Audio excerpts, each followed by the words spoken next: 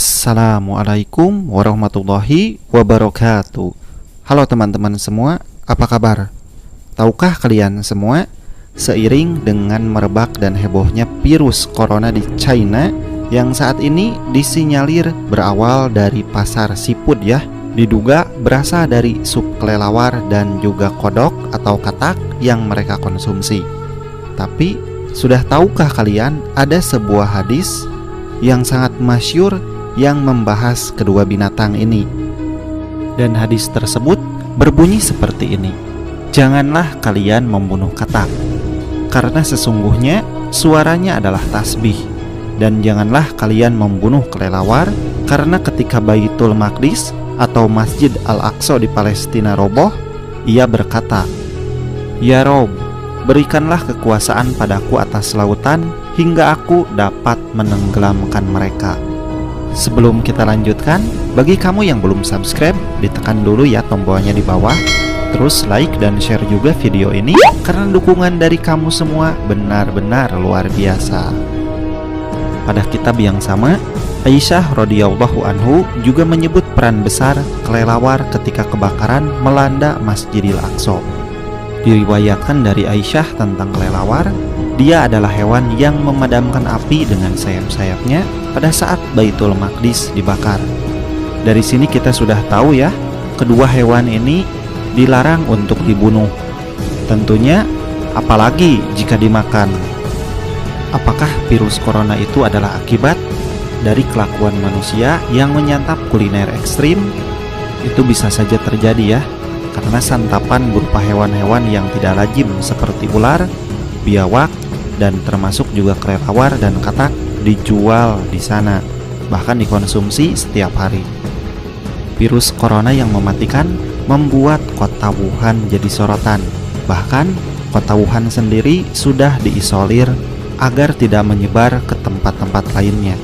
Dan kuat dugaan awal dari virus ini berasal dari salah satu pasar daging dan seafood yang ada di Wuhan.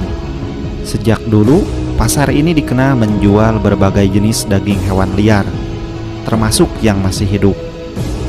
Dalam salah satu foto yang menampakkan kondisi pasar Wuhan, terlihat seekor ayam yang diikat di kerancang sayur. Kemudian ada pula talenan yang diletakkan di atas ember, digunakan sebagai meja atau tempat memotong. Kemudian di sampingnya ada penjual katak. Katak-katak yang masih hidup juga terlihat masih berada di dalam ember tersebut. Tapi ada pula katak yang sudah dipotong. Dagingnya disingkirkan, namun diletakkan di ember yang sama dalam kondisi masih penuh darah. Daging katak pun bercampur dengan daging lain, yaitu ikan. Kemudian di sampingnya ada ember yang tidak dicuci serta timbangan digital yang kotor. Para ulama Syafi'iyah berpandangan larangan membunuh suatu hewan menunjukkan pula keharaman bagi kita untuk mengkonsumsinya. Logikanya, hewan tersebut tidak mungkin dimakan sebelum terlebih dahulu kita membunuhnya. Jika membunuhnya saja diharamkan, tentu memakannya pun akan haram. Katak merupakan salah satu hewan yang dilarang untuk dibunuh.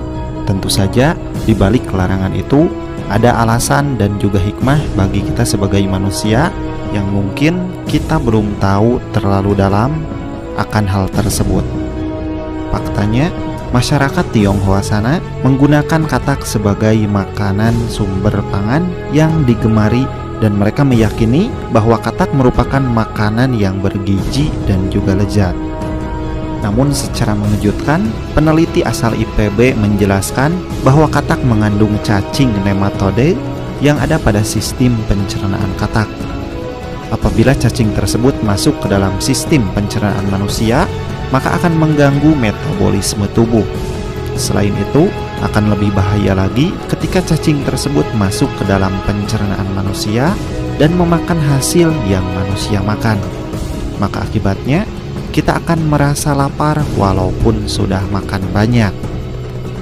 Terkait kehalalan dalam mengkonsumsi katak atau kodok, memang ada perbedaan pendapat, tapi mayoritas menyatakan bahwa memakan katak adalah haram. Nah, sebaiknya kita hindari mengkonsumsi daging katak mengingat adanya perbedaan pandangan para ulama. Walaupun pada katak mempunyai banyak gizi yang baik, namun gizi tersebut sudah dihabiskan oleh cacing nematode yang ada dalam pencernaan katak, dan yang kita makan hanya racun yang berbahaya.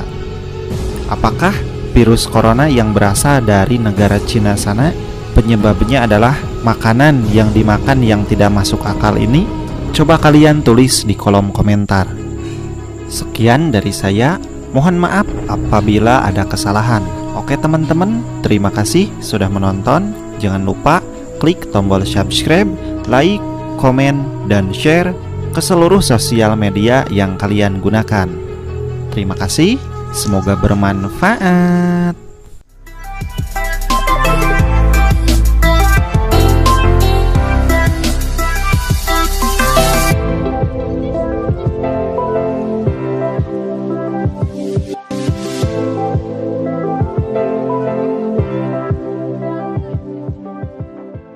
Halo teman-teman, sahabat Naja, sahabat pencinta Quran. Jangan lupa like, komen, dan subscribe untuk mendukung channel Naja. Semoga selalu memberikan motivasi kepada semua agar lebih mencintai Al-Quran. Karena Al-Quran akan memberikan syafaat kepada kita di yaumil qiyamah.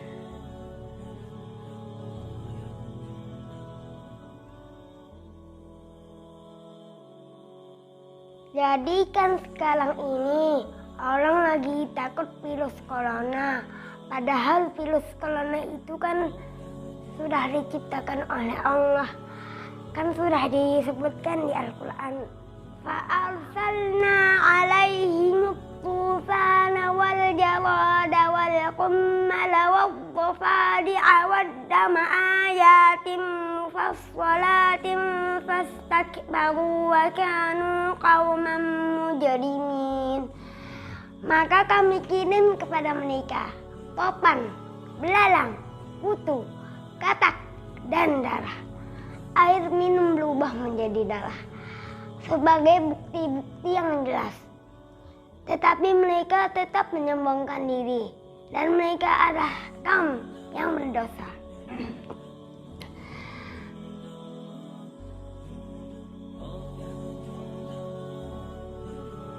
Jadi kita harus menjaga diri, memakan makanan yang halal, baik. Jangan makan yang serem-serem, banyak berdoa. Gitu.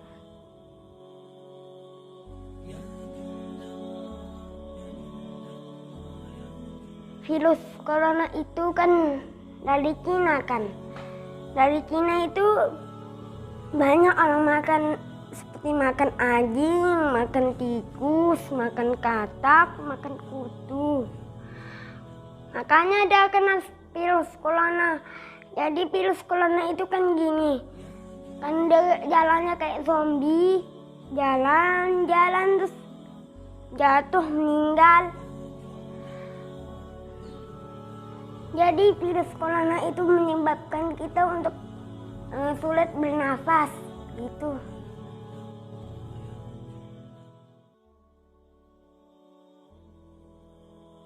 Virus corona itu kita tidak boleh panik, harus banyak-banyak cuci tangan. Jangan berjabat tangan dulu, jangan bersalam-salaman sama Naja di tempat-tempat keramaian. Kita harus sering rajin-rajin cuci tangan, kita harus menjaga diri, menjaga kebersihan dari virus corona itu. Gitu aja ya, Naja mengaji dulu. Naja doakan semoga seluruh tanah air Indonesia ini terhindar dari virus corona.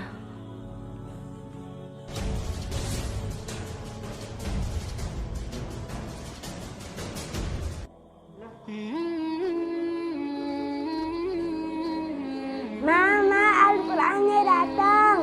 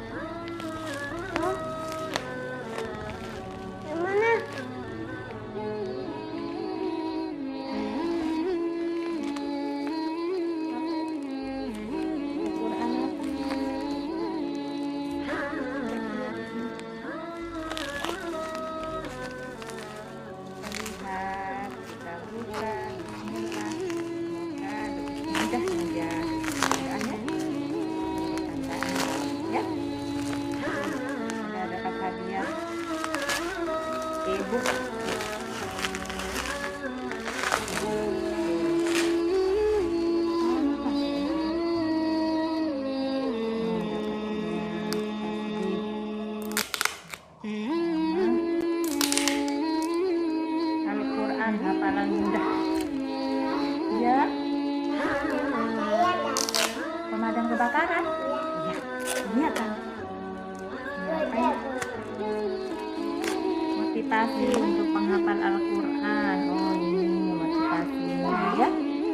Peran hafalanmu kepada ahli Quran. Perhatikan lafal-lafal yang mirip.